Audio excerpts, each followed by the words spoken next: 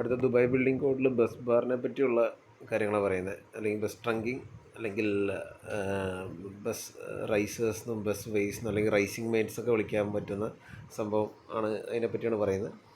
ഇതുപോലെ multi storeyed ബിൽഡിങ്സിലൊക്കെ continuous ആയിട്ട് run ചെയ്തിട്ട് അതിൽ നിന്ന് നമുക്ക് ആവശ്യത്തിന് ഫ്ലോറിൽ ആവശ്യമുള്ള രീതിയിൽ ടാപ്പ് ചെയ്തെടുക്കാൻ വേണ്ടിയുള്ളതാണ് ഈ ബസ് ബേസ് എന്ന് പറയുന്നത്. ഓരോ ഫ്ലോർ വൈസ് ഇത് കണ്ടിന്യൂ ചെയ്തുകൊണ്ടിരിക്കുന്നുണ്ട്. അതിൽ ഇതേപോലെ MCCBയും അല്ലെങ്കിൽ സ്വിച്ച് ഗിയേഴ്സൊക്കെ വെച്ചിട്ട് നമ്മൾ ആവശ്യത്തിലുള്ള ആ ഫ്ലോറിലേക്കുള്ള കണക്ഷൻസ് നമ്മൾ ഇതിൻ്റെ അകത്തുനിന്ന് സെഗ്രിഗേറ്റ് ചെയ്തെടുക്കുകയാണ് ചെയ്യുന്നത്. അപ്പം അതിൽ പറയുന്ന പ്രോപ്പറായിട്ട് ഇൻസ്പെക്ഷൻ, മെയിൻ്റെനൻസും റിപ്പയറൊക്കെ ചെയ്യാൻ പറ്റുന്ന സ്ഥലത്ത് വയ്ക്കാൻ പാടുള്ളൂ. അതിൻ്റെ പ്രോപ്പർ IP റേറ്റിംഗ് വേണം. പിന്നെ ബ്രിട്ടീഷ് സ്റ്റാൻഡേർഡ് EN 60529 61439 പ്രകാരമായിരിക്കണം ചെയ്യേണ്ടത്. എന്നിട്ടിത് പല പീസുകളായിട്ടാക്കി നമുക്ക് അവൈലബിൾ ആവുന്നത്. അപ്പോൾ അതിൻ്റെ ഡയലക്ട്രിക്സ് ടെസ്റ്റ് നടത്തിയിരിക്കണം. 3.5 kV വെച്ചും പിന്നെ 1000 kV മെഗർ വെച്ചും ടെസ്റ്റ് നടത്തിയിരിക്കണം ആസ് പെർ BS 7671. എന്നിട്ട് ദുബായ് ഇലക്ട്രിക്കൽ വാട്ടർ അതോറിറ്റിയിൽ ഇതിൻ്റെ ആപ്ലിക്കേഷൻ കൊടുക്കുന്ന സമയത്ത് ഈ ടെസ്റ്റ് സർട്ടിഫിക്കറ്റ്സൊക്കെ ആവശ്യം വരും. അപ്പോൾ ഈ ബസ് ബാർ ശരിക്കും ഒരു ടോട്ടലി എൻക്ലോസ്ഡ് ആയിട്ടൊരു അൺവെൻറ്റിലേറ്റഡ് ആയിട്ടുള്ള ഒരു രീതിയിലുള്ള ഡിസൈനായിരിക്കണം നമ്മൾ ചെയ്യേണ്ടത്. എന്ന് വെച്ചാൽ അതിൻ്റെ അകത്ത് ഹോൾസും കാര്യങ്ങളൊന്നും ഉണ്ടാകാൻ പാടില്ല. റോഡൻസൊക്കെ കയറി പോകാൻ സാധ്യത ഉള്ളതുകൊണ്ട് തന്നെ. അപ്പോൾ അത് ടോട്ടൽ നമ്മുടെ ത്രൂ ഔട്ട് ദ ലെങ്ത്, ഇപ്പോൾ മൾട്ടി സ്റ്റോറി ബിൽഡിംഗ് ആണെങ്കിൽ ത്രൂ ഔട്ട് ദ ലെങ്ത് അത് ഓടേണ്ടതാണ്. ടാപ്പ് ഓഫ് ബോക്സിൻ്റെ അവിടെ നിന്ന് ഫ്ലെയർ ചെയ്യാൻ പാടില്ല, ടാപ്പ് പോയിൻറ്റ്സിൻ്റെ അവിടെ നിന്ന് ഫ്ലെയർ ചെയ്യാൻ പാടില്ല എന്നൊക്കെ പറഞ്ഞിട്ടുണ്ട്. ഇതൊരു എക്സാമ്പിളാണ്. ഒരു മെയിൻ പാനൽ,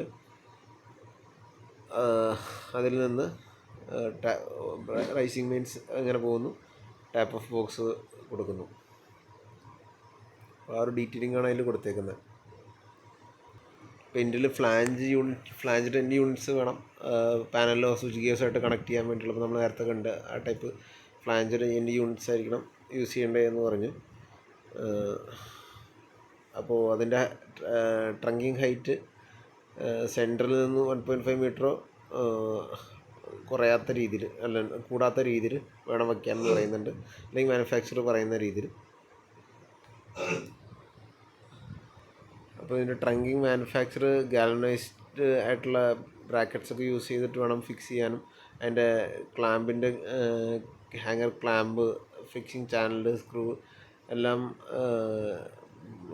എല്ലാത്തിനെ പറ്റിയും പറയുന്നുണ്ട്. അത് വെയിറ്റ് എടുക്കാൻ പാകത്തിനുള്ള രീതിയിലുള്ള സപ്പോർട്ട്സ് വേണം യൂസ് ചെയ്യാമെന്ന് പറയുന്നുണ്ട്. പിന്നെ ഇനി അഡീഷണൽ റിക്വയർമെൻറ്റ്സ്, സപ്പോർട്ടിൻ്റെ റിക്വയർമെൻറ്റ്സ് ഉണ്ടെങ്കിൽ അത് മാനുഫാക്ചർ പറഞ്ഞനുസരിച്ച് ചെയ്യാൻ പറഞ്ഞിട്ടുണ്ട്. ഇത് കറക്റ്റ് നമ്മുടെ അപ്രൂവ്ഡ് ഡ്രോയിങ്സ് പറയുന്ന അതേ ടൈപ്പ് സാധനം തന്നെ നമ്മൾ യൂസ് ചെയ്യണം. ഡിവ അപ്രൂവ്ഡ് ആയിട്ടുള്ള സാധനം തന്നെ നമ്മൾ യൂസ് ചെയ്യണം. പിന്നെ 55 ഡിഗ്രി ആംബിയൻറ്റ് അല്ലെങ്കിൽ നോർമൽ ടെമ്പറേച്ചറോ 50 ഡിഗ്രി ആംബിയൻറ്റ് ടെമ്പറേച്ചറോ ആ ഒരു ടൈമിലുള്ള കറണ്ട് റേറ്റഡ് കറണ്ട് തന്നെ ക്യാരി ചെയ്യാനുള്ള ശക്തി അതിനകത്ത് വേണമെന്ന് പറഞ്ഞു. ഈ പറഞ്ഞ ടെമ്പറേച്ചറിൽ അതിന് ടെമ്പറേച്ചർ കൂടാത്ത രീതിയിൽ ഈ പറഞ്ഞ ടെമ്പറേച്ചർ 50 ഡിഗ്രി അതിന് ടെമ്പറേച്ചറോ അല്ലെങ്കിൽ 50 ഡിഗ്രി ആംബിയൻ ടെമ്പറേച്ചർ, ഹ്യൂമിഡിറ്റിയൊക്കെ 90% ആയിട്ടൊക്കെ നിൽക്കുന്ന ടൈമിൽ അത് കൂടാത്ത രീതിയിൽ അതായത് കറണ്ട് കൂടുതലാവുന്നതനുസരിച്ച് ഹീറ്റിംഗ് എഫക്റ്റ് കൂടുതലോ. അപ്പോൾ ഈ പറഞ്ഞ ടെമ്പറേച്ചർ റേഞ്ചിൽ നിൽക്കണം എന്നുള്ള പറയുന്നത്. ഓക്കെ, അപ്പോൾ അതാണ് അതിൻ്റെ അകത്ത് പറഞ്ഞേക്കണേ. പിന്നെ ഡെവ KWH മീറ്ററിങ്ങിൻ്റെ ഭാഗത്തൊക്കെയാണ് ഈ ട്രങ്കിങ് സിസ്റ്റം വരുന്നതെങ്കിൽ അതിന് സീൽ ചെയ്യാൻ വേണ്ടി, അതായത് ഇവരുടെ സീൽ ചെയ്ത് പിന്നെ അതിൻ്റെ അകത്ത് ഓപ്പൺ ചെയ്യാൻ പറ്റാത്ത രീതിയിൽ ഇവർ ആക്കാറുണ്ട്. അതിപ്പോൾ KCBയിൽ ആണെങ്കിലും ഇവിടെ ആണെങ്കിലും ഒക്കെ ചെയ്യുന്ന കേസാണ്. അപ്പോൾ അതിൻ്റെ അകത്തുനിന്ന് അനധികൃതമായിട്ട് ടാപ്പ് ചെയ്തെടുക്കാണ്ടിരിക്കാനാണ് ആ സീലിംഗ് നടത്തുന്നത്. പിന്നെ ദുബായിലെല്ലാം കോപ്പർ കൊണ്ടുള്ള പരിപാടികളാണ്, നമ്മൾ അലുമിനിയം ഒന്നും യൂസ് ചെയ്യാറില്ല. പിന്നെ അതിൻ്റെ ഐഡൻറ്റിഫിക്കേഷൻ കളറിൻ്റെ കേസുകളും പറയുന്നുണ്ട്. കറക്റ്റായിട്ട് ആ കളർ തന്നെ യൂസ് ചെയ്യണം.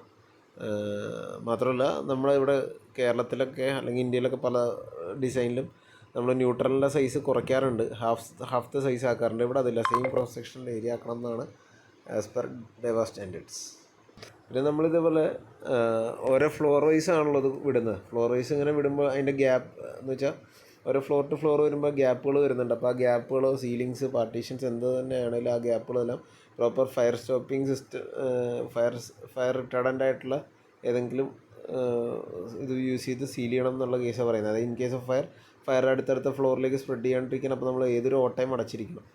ഈ ഇതേപോലെ ഏത് സിസ്റ്റം ആണെങ്കിലും ഇപ്പോൾ ഇലക്ട്രിക്കലിലും വരുന്നുണ്ട് ഇതേപോലെ. സിമിലർലി ബാക്കിയുള്ള സർവീസസിൽ ഇതേ കേസ് തന്നെ ആപ്ലിക്കബിൾ ആണ്. നമ്മളിതുപോലെ പ്ലംബിംഗ് ഡക്റ്റ് ഉണ്ടാവും, ഫയറിൻ്റെ ഒക്കെ ഡക്റ്റ് ഉണ്ടാവും. ഏത് ഡക്റ്റ് ആണെങ്കിലും അത് ഫ്ലോർ ടു ഫ്ലോർ ഐസൊലേഷൻ ഉണ്ടായിരിക്കണം. പിന്നെ ടാപ്പ് ഓഫ് ബോക്സ് ഓരോ ഫ്ലോറിലും ഇൻസ്റ്റാൾ ചെയ്യണം. അതിൻ്റെ ഹൈറ്റ് കാര്യങ്ങളൊക്കെ നമ്മുടെ അടുത്ത ഫിഗറിൽ കാണിച്ചിട്ടുണ്ട്.